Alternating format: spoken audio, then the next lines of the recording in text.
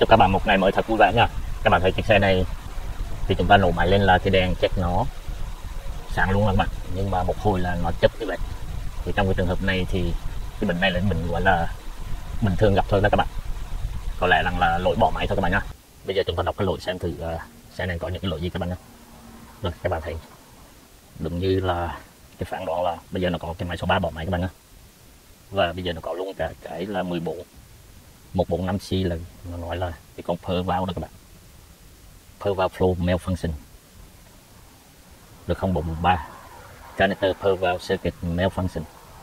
Các bạn thấy cái computer, cái PCM đó các bạn, nó không thấy cái gì chính xác để mà nói rằng là một lỗi mà thôi. Thì nó lúc thì nó có thể nó bảo là flow malfunction, lúc thì nó bảo là circuit malfunction. Rồi quay trở lại đây nhắc lại là máy số 3 bỏ máy, bộ đang còn dưới này nữa đó các bạn, là temporary per vào circuit malfunction. Nhắc lại cái lỗi này thôi đó các bạn.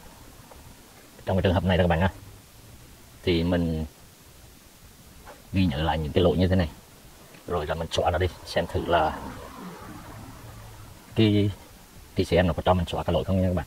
Tất nhiên là bỏ máy mà khi các bạn on chìa khóa là nó có thể nó cho các bạn xóa lỗi, mà mình hy vọng rằng là nó khi bảo mà lỗi bỏ máy đó các bạn, mình xóa nó đi các bạn, là nó cho mình xóa thôi. Còn mà nếu như mà cái cục mô pin mà nó bị mất cái điện khiển đó các bạn, nó sẽ báo cái lỗi khác nha các bạn, không phải bảo là lỗi bỏ máy. Thì lúc đó chúng ta xóa nó đi, thì với cái chìa khóa on các bạn, nó có thể không cho mình xóa các bạn nha. Nhưng mà bỏ máy thế này thì nó cho mình xóa một cách vô tư, cho tới khi cái máy mà nó nổ lên trở lại đó các bạn, thì nó mới là xét lại cái mã lỗi các bạn nha. Và bây giờ mình ra trở lại đây các bạn, thì mình ghi xuống hay là mình chụp hình lại đó các bạn, để mình nhớ mấy cái mã lỗi thôi các bạn. Bây giờ mình sorry, mình không cần đọc lại đâu các bạn, mình xóa cái lỗi này các bạn nha. Rồi complete. Bây giờ mình đọc lại các bạn nha. Hiện bây giờ là nó bảo không có lỗi nữa đó các bạn. Cái lần xóa này thì mình không có quan tâm về cái vấn đề mà lỗi bỏ máy, nhưng mà mình quan tâm về cái vấn đề mà con per vào nó cũng phải bị điện nữa các bạn. Chìa khóa đang on mà nếu mà nó bị cái PCM mà nó không thấy cái điện hồi về là trên cái đường dây mà khiển của nó là các bạn, là nó phải có cái điện dương, cái điện nguồn chờ sẵn là điện dương đó các bạn, hồi về trong cái hộp PCM các bạn nhé.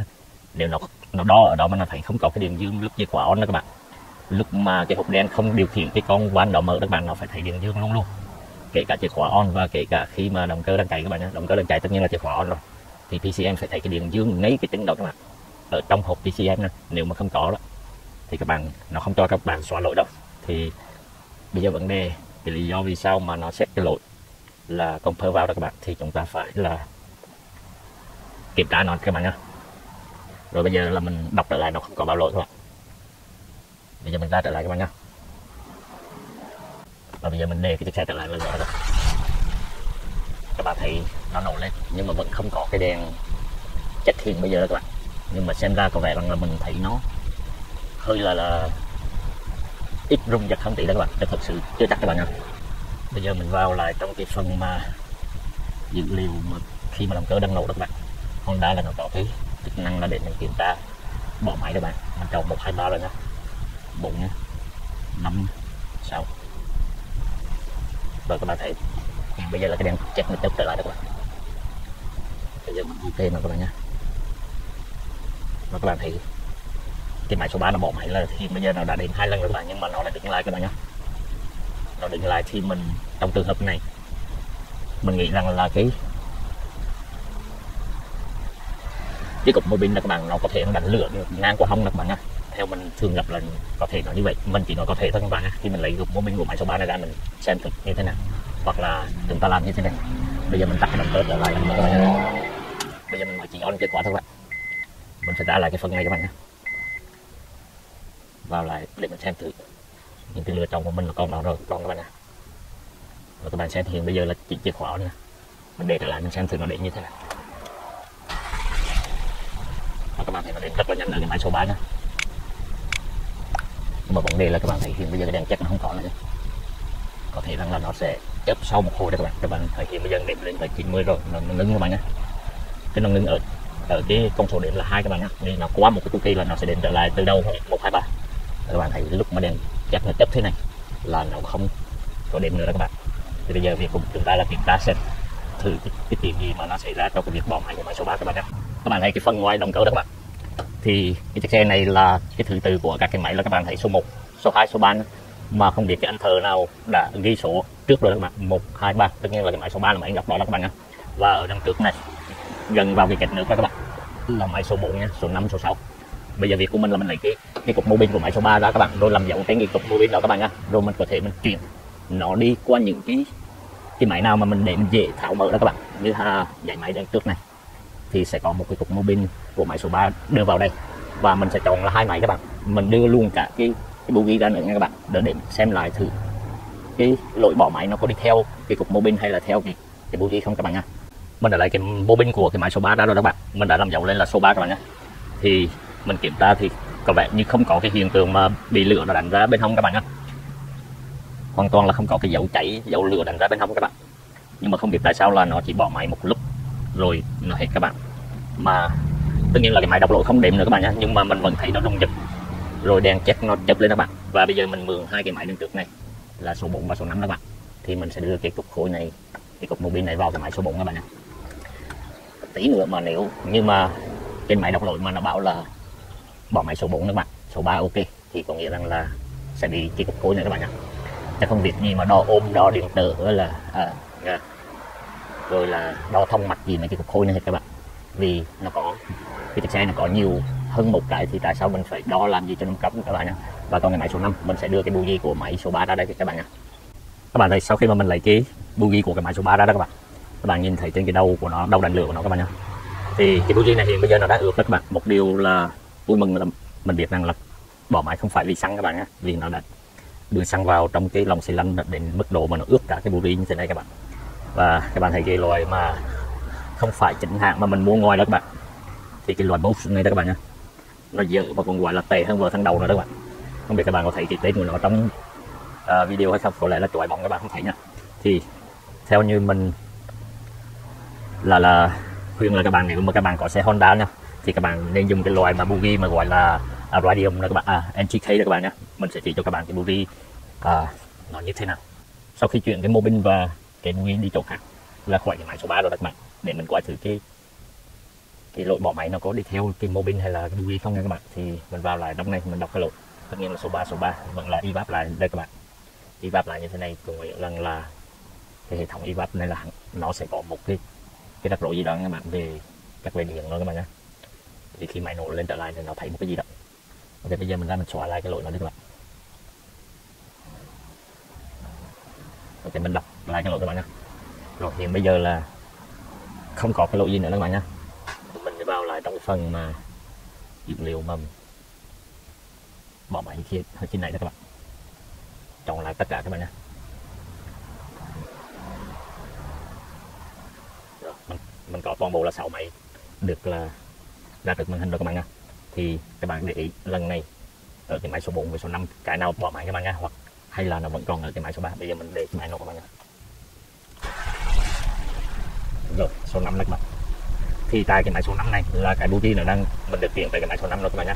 Như vậy đây không còn cái lý do gì nữa các bạn. Bây giờ đưa tất cả cái xe này lên thay tất cả các cái bogie các bạn nhé. Sau khi thay bogie xong thì nó sẽ như thế nào.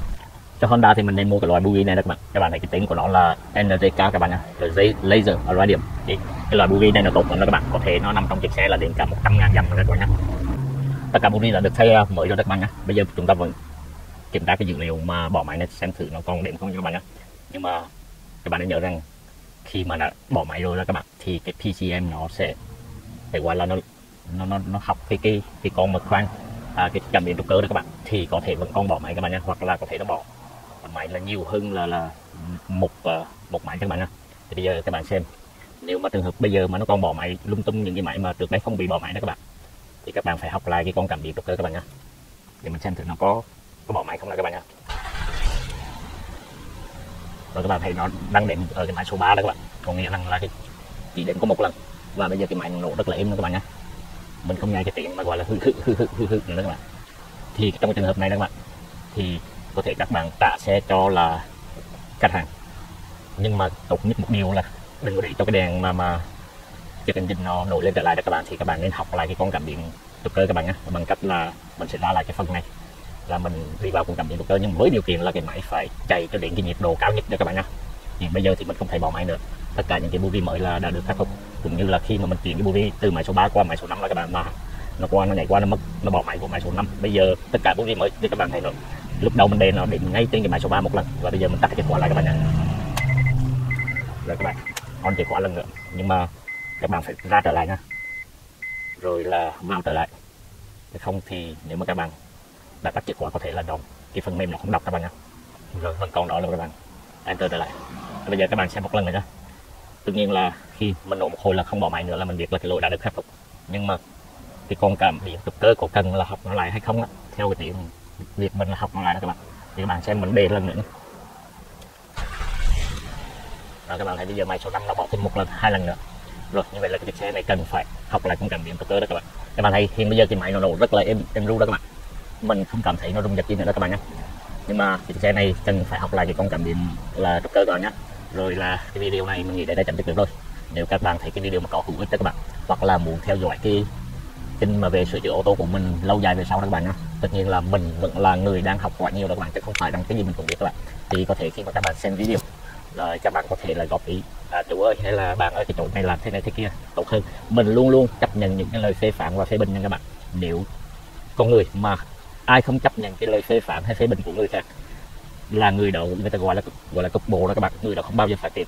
Cứ chấp nhận cái lời phê phán của người khác, rồi là mình lấy đó mình suy luận, mình suy xét ra là có đúng hay sai. Vì cách mình làm đó các bạn, không bao giờ mình cho rằng là nó là cách số 1 đâu các bạn. Số 1 gọi là number one đó các bạn nhé. Cách của người khác có lẽ hay hơn nhiều. Và cái cuộc đời của mình là mình đã lườm, các bạn nghe cho rõ cái câu này nhé, mình đã lườm rất nhiều cách làm, phương thức làm từ những người khác các bạn. Thì có thể rằng người khác người ta hỏi rằng bạn ơi chú làm nghề sửa chữa ô tô như vậy mà chú có thầy hay không, rồi chú học từ đâu bao lâu. Mình xin nói với các bạn là mình không có thầy nha các bạn, mình chỉ học từ là ba của mình và thôi, và chủ của mình là học những cái gì mà cơ bản thôi các bạn nhé. Rồi sau đó mình lượm lặt ngoài đời ra các bạn, là mình sẽ xây dựng cho cái nghề nghiệp của mình. Video này đến đây chấm dứt được các bạn nhé. Cảm ơn các bạn đã xem video. Bye bye.